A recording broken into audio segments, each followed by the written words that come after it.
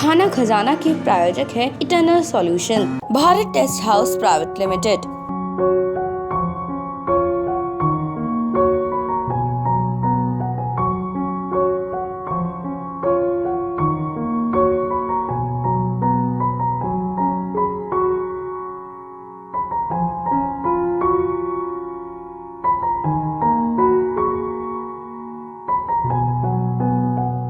नमस्कार, आप देख रहे हैं MMPV आवाज़ का खास कार्यक्रम खाना खजाना। मैं हूं आपके साथ तृप्ति शर्मा।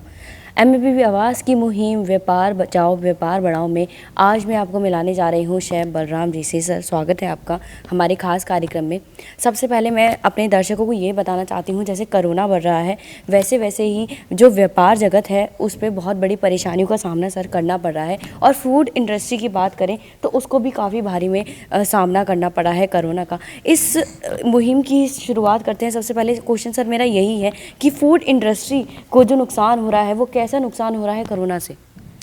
पहले तो मैं आपका धन्यवाद करना चाहूँगा आपके चैनल का कि मुझे मौका मिला बोलने के लिए जो अपनी फीलिंग्स हैं जी। जो होटल इंडस्ट्री के बारे में हम लोग अगर बात करें तो पिछले कई साल से इंडस्ट्री बड़ी स्लो चल रही थी जी। और कोविड-19 जब ये पिछले साल स्टार्ट हुआ था तो इसमें लोगों ने बड़ा मुश्किल से अपने आप को अपडेट किया था। अभी चल रहे थे लेकिन दोबारा से फिर ये कोरोना रफ्तार पकड़ी है, तो जिसकी वजह से होटल इंडस्ट्री को कई हज़ार करोड़ रुपए का नुकसान हुआ है जी। इंडस्ट्री के से इतने लोग जुड़े हुए हैं, इतने शेफ्स हैं, इतने सप्लायर्स हैं, कितने प्रोडक्ट हैं जो इंडस्ट्री में यूज़ होते हैं, वो सारे के सारे लोग इतने डिस्टर्ब हुए, उनका बिजनेस इतना डिस्टर्ब हुआ है कि मैं बता नहीं सकता आपको।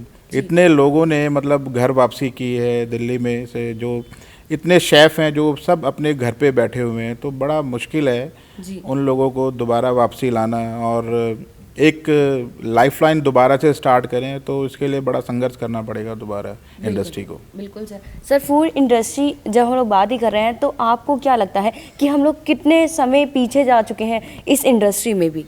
देखिए, जितने भी अभी जो आप शायद कुछ लोगों को बुरा लगेगा, जो भी 5 स्टार के जो बड़े शेफ़ हैं जो बैठे हुए हैं जी। उन लोगों को भी कहीं ना कहीं प्रॉब्लम्स हैं। और जो नीचे का जो स्टाफ है, जो CDP लेवल हैं, शू शेफ़ हैं, जो और जो नीचे काम करते हैं, वो तो पता नहीं अभी कहाँ पर हैं। मैं as a food consultant industry के अंदर हूँ जी।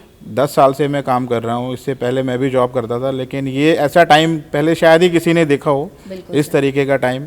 जो अभी सर्वाइव कर रहे हैं जो लोग हैं इंडस्ट्री के अंदर, उनको आप कह सकते हैं कि मतलब बड़ा मुश्किल है उनको दोबारा से वापसी बुलाना। जो कुछ बहुत लोगों ने तो अपनी लाइन ही बदल ली है जी, मजबूरी में आके, क्योंकि काम ही नहीं है इंडस्ट्री के अंदर। बिल्कुल। अभी दोबारा से अभी स्टार्ट किया था, लेकिन दोबारा फिर ये सब चीज़ें हो गई हैं, तो इसके बारे में बहुत लंबी डिबेट जा सकती है। अगर कई और शेफ़ बैठेंगे तो शायद उनके साथ बड़ा अच्छा लगेगा बोलना समझाना। मैं जितने भी शेफ़ हैं उनसे ये बोलना चाहता हूँ कि आप जितनी आप अपने जूनियर्स की जितनी भी आप मदद कर सकते हैं आप उसको कीजिए जी। हो सकता है कि आगे जाके वो आपको बेनिफिट में कहीं ना कहीं कन्वर्ट हो जाएगी, वो जो हेल्प आप करेंगे अपने स्टाफ की। तो बड़े सब लोग बड़ी मुश्किल से निकल रहे हैं अभी इस टाइम के अंदर। तो मैं यही कहना चाहूँगा, जो बड़े शेफ़ हैं जो इंडस्ट्री में बैठे हुए हैं, जो एसोसिएशन बना के सब लोग चल रहे हैं, तो एक दूसरे की सपोर्ट कीजिए जैसे भी हो सकता है। कम से कम उनको आप जॉब दिला दीजिए। आप पैसे नहीं दे सकते या कुछ और नहीं कर सकते तो आप उनको कहीं ना कहीं आप बैठा दीजिए कम सैलरी पे, या जो भी आप कर सकते हैं। ये तो लोग लाइन छोड़ रहे हैं सर, बहुत मुश्किल है। बिल्कुल। मतलब सर, जैसे आपने बताया तो यही कहा जा सकता है जो लोग शेफ़ बनने के बारे में सोचते हैं अब वो कहीं ना कहीं पीछे होते जा रहे हैं। हाँ बिल्कुल, क्योंकि अभी पिछले साल जो हुआ था, मैंने काफ़ी लोगों, मैं नाम नहीं लेना चाहता, जो यूनिवर्सिटीज़ हैं, जो इंस्टीट्यूट्स हैं, वो उन्होंने 1 साल तक के लिए तो बंद ही कर दी हैं। स्टूडेंट आए नहीं है, एडमिशन लिया ही नहीं उन्होंने होटल मैनेजमेंट में जी। तो कई यूनिवर्सिटी में मैं जाता हूँ, लेक्चर भी देता हूँ, वहाँ पर स्टूडेंट्स को हम लोग मोटिवेट भी करते हैं जी। लेकिन पिछले साल ऐसा कुछ फील आया है लोगों के अंदर, जो स्टूडेंट्स के अंदर ऐसा फील आया है कि यार प्राइवेट सेक्टर जी बड़ा मुश्किल है। तो लोगों का माइंड डाइवर्ट हो रहा है। और स्पेशली मैं होटल इंडस्ट्री के बारे में बोलना चाहूँगा क्यों कि आप मोटिवेट कैसे करेंगे, आप स्टूडेंट को कैसे मोटिवेट करेंगे। बहुत पैसा है इंडस्ट्री के अंदर, अच्छी सैलरी है, अच्छी फैसिलिटीज़ है, ग्लैमर लाइफ है, तो मैं स्टूडेंट को भी यही कहना चाहूँगा कि आप प्लीज़ आप दोबारा जो भी जिन्होंने 12th पास करेंगे अभी इस साल में जी वो दोबारा एक बार इन चीज़ों को सोचें कि अभी इंडस्ट्री के अंदर थोड़ी सी प्रॉब्लम आई है, लेकिन ऐसा नहीं कि इसके अंदर लाइफ नहीं है, बहुत लाइफ सिक्योर है, बहुत अच्छी सैलरी मिलती है, बहुत अच्छे पैकेज मिलते हैं इसमें।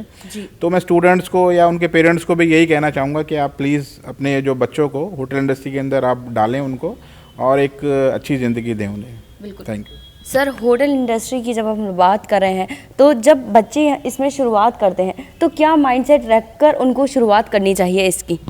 देखो होटल इंडस्ट्री के अंदर एक ग्लैमर लाइफ है, अपने आप में एक स्टाइल है, मेहनत बहुत है, बहुत मेहनत, 24 hours you have to indulge to yourself in industry. तो इसमें मेहनत बहुत करनी पड़ती है, लेकिन ऐसा नहीं है कि उस मेहनत का फल आपको नहीं मिलता है, आपको पैसा भी अच्छा मिलता है, आपको इज्जत मिलती है। आप अगर किचन लाइन में आप अगर जाना चाहते हैं, आपने किसी ने अगर बाहर जाना है तो सबसे इजी तरीका है आप होटल इंडस्ट्री के अंदर आइए, आप किचन के अंदर एज ए शेफ़ आप अपने आप को बनाइए, तो आप इजीली आपका वीज़ा लगेगा बाहर का। जी सबसे बड़ी जो लाइन है क्रीमी लेयर है, जो जी क्रूज़ लाइन है, उसके अंदर बहुत अच्छे कई लाख रुपए के पैकेज होते हैं, तो वहाँ पर भी आप बड़े आराम से आप जा सकते हैं किचन लाइन में आके, या आप फ्रंट ऑफिस में आ सकते हैं, मैनेजर लाइन में तो वहाँ अच्छी जॉब मिलेगी, अच्छे पैकेज मिलेंगे आपको। जी बहुत अच्छा है। सर, जब हम लोग शेफ़ के बारे में सोचते हैं, कोई बच्चा शेफ़ बनने के बारे में सोचता है तो उनको उनका जो कर्तव्य है उनके बारे में जानना चाहेंगे कि क्या सबसे पहला जो नियम जो कर्तव्य है उनको क्या होना चाहिए उनका? देखो हॉस्पिटलिटी लाइन के अंदर ये एग्जीक्यूटिव लाइन है, तो इसके अंदर you have to stoop in front of anybody. आपको बिल्कुल एक लहजे में, एक सिंसियरली, एक तमीज़ के साथ आपको बिहेव करना पड़ेगा। होटल इंडस्ट्री के अंदर जो लाइन है इसके अंदर आपको बहुत डाउन टू अर्थ रह के आपको बिहेव करना पड़ेगा। जो हम लोग सीनियर हैं, एज ए सीनियर हम लोग सिखाते हैं स्टूडेंट को, उनको बताते हैं कि अभी आपको ऐसी इस तरीके से बिहेव कर, लेकिन मैं इंडस्ट्री में देखता हूँ कुछ शेफ़ ऐसे भी हैं जो बड़ा नेगलेक्ट करते हैं, मतलब रिस्पेक्ट नहीं देते हैं अपने जूनियर्स को, तो ऐसा नहीं होना चाहिए। बड़े अच्छे रिस्पेक्ट उनको देनी चाहिए जूनियर को, जो आपको हमेशा वो याद करेंगे और प्यार करेंगे आपको। बिल्कुल। बलराम जी से हमारी बात यूं ही जारी रहेगी, चलते हैं अभी एक छोटे से ब्रेक पर। Eternal solution, Bharat test house private limited, महिला मंडल पंजाबी बाग, आपका अपना यूनिफॉर्म वाला, आपकी पहचान, एग्जॉटिक कार, इंपीरियर वेडिंग, चंद से चली खुशबू स्वाद की। मेरी जान, तूने तो दाल मखनी चपनी जान पा दी। ए राजमा भी तो चखो जी। ओ बोटी, चन्नू चाट मसाला तो ले आ, उसके बिना तो खाना अधूरा है जी। चना मसाला हो या शाही पनीर मसाला, अपने देश का मसाला है जी। अपना देश, अपने मसाले, भारत मसाले, भारत ब्रांड मसाले, दिल्ली। कुशल गृहिणियों की पहली पसंद। ब्रेक के बाद स्वागत है आपका। चलिए अब चलते हैं, बात करते हैं बलराम जी की। सर, अब मैं आपके बारे में जानना चाहूँगी, आप भी एक शेफ़ हैं, आपकी शुरुआत कैसे हुई थी, कैसे आपने शेफ़ बनने के बारे में सोचा? देखिए, मैंने ग्रेजुएशन की थी तो उसके बाद मैंने होटल मैनेजमेंट के लिए ट्राई किया था, और जितना भी मैंने 2011 तक मैंने जॉब की है, बड़ा स्ट्रगल किया है, 4-4 दिन में अपने जूते भी नहीं निकालता था, इस तरीके से मैंने जॉब किया है।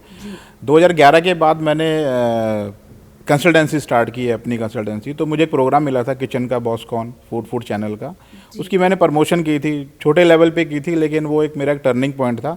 उसके बाद मैंने फिर पीछे मुड़ के नहीं देखा, बड़ी ओपनिंग कराई, वो ओपनिंग भी मुझे आती रही है, और कई हज़ार लोगों को मैं जो स्टाफ है किचन का या फ्रंट ऑफिस का या मैनेजर डिपार्टमेंट का, कई हज़ार लोगों को मैं जॉब दे चुका हूँ, जिनसे मैं कभी कोई पैसा नहीं लेता, और किसी को भी मेरी ज़रूरत पड़ती है तो मैं उसकी हेल्प ज़रूर करता हूँ, और हर लेवल पे जाके मैं पैसों से या किसी भी लेवल पे जाके मैं उनकी मदद हमेशा करता हूँ। बिल्कुल। और सर, मैं बलराम जी की स्पेशलिटी जानना चाहूँगी कि आप शेफ़ हैं, आपकी स्पेशलिटी सबसे ज़्यादा किस में है, किस में आप जब वो फूड सामने आता है तो आपका नाम ज़रूर आता है? देखिए, स्पेशलिटी तो ऐसा कुछ है नहीं, लेकिन जो मेरी स्पेशलिटी है वो मैं मुगलाई फूड है, इंडियन करी फूड है, जिसमें बिरयानी है, लाल मांस है, गलोटी कबाब हैं, और बहुत सारी डिशेज ऐसी हैं, रजवाड़ी गोश्त है। तो इस तरह की काफ़ी डिशें हैं जो मैंने खुद बनाई हैं, मतलब रेसिपी किसी और की हो सकती है, लेकिन मैंने अपने लेवल पे भी उनको बनाया है। तो ये मेरी स्पेशलिटी है इंडियन फूड के अंदर, बिल्कुल, वो मैं अच्छे से कर लेता हूँ। बिल्कुल सर।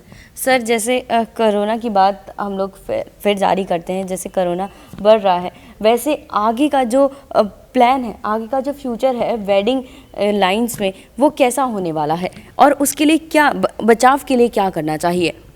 देखिए, जो हमारा तरीका है भारत के अंदर, इंडिया के अंदर, जो हमारा कल्चर है, जो शादियों का जो कल्चर है, बड़ा खुला पैसा खर्च करते हैं हम लोग, बहुत एंजॉय करते हैं। अभी तो खैर 2-3 दिन की शादियां होती हैं, 15-15 दिन की भी शादियां होती थी, जो पूरा मतलब कैटरिंग ये लगती थी, जो देसी जो कैटरिंग होती थी। अब तो खैर डिफरेंट हो गया है। मैं गवर्नमेंट से भी यही कहना चाहूँगा, या अपने जितने भी इंडस्ट्री के लोग हैं सबसे यही कहना चाहूँगा कि इसको जो तरीका है थोड़ा सा हम लोग इसमें सिक्योर रहें, थोड़ा अपने चेंज करें, कुछ जो यूज़ करें, अपनी जो जिम्मेवारियां बनती है हमारी कोरोना से बचने के लिए, लेकिन इस पे पाबंदी ना लगाएं किसी भी तरीके की ना। लोगों का बहुत नुकसान हो रहा है, बहुत परेशानी बढ़ रही है। बिल्कुल सर, आगे का जो अगर फूड इंडस्ट्री को दोबारा उठना है तो सबसे पहले क्या होना चाहिए? उसके लिए सरकार को उसके लिए क्या करना चाहिए? देखिए, सरकार भी मजबूर है जी, सरकार भी क्या कर सकती है इसमें, लेकिन हम सरकार भी यही चाहेगी ना कि किसी का नुकसान ना हो, लेकिन मजबूरी है उनको। ये लॉकडाउन लगाएंगे या जितनी भी पाबंदियां इन्होंने लगाई हैं ये हमारे फ़ायदे के लिए, लेकिन इसको थोड़ा सा डाइवर्ट करके हम लोग अपने लेवल पे ला सकते हैं। इसे कि भी इतने 1-1 हज़ार के हमने बैंकेट बनाए हुए हैं, 1000 लोगों की पार्टियां, कैसे 200 की पार्टी करके कोई बेनिफिट तो होगा नहीं वहाँ पे, या 50 की पार्टियां करके। तो कुछ इसमें ऐसा रूल बनाए कि वो जो बैंकेट वाले हैं, जो होटल वाले हैं, इंडस्ट्री को जो नुकसान ना हो, और मतलब लोगों को भी बीमारी से दूर रहें और नुकसान भी ना हो। बिल्कुल। किसी का। Thank you so much sir. तो आप देख रहे थे खाना खजाना, हम आपको आज दिखा रहे हैं एमएमपीवी आवास की मुहिम व्यापार बचाओ व्यापार बढ़ाओ। ऐसे ही हम आपको और भी जैसे इंडस्ट्री है उससे भी रूबरू कराएंगे। इस वक्त हमने आपको रूबरू कराया फूड इंडस्ट्री से। बने रहिए एमएमपीवी आवास के साथ।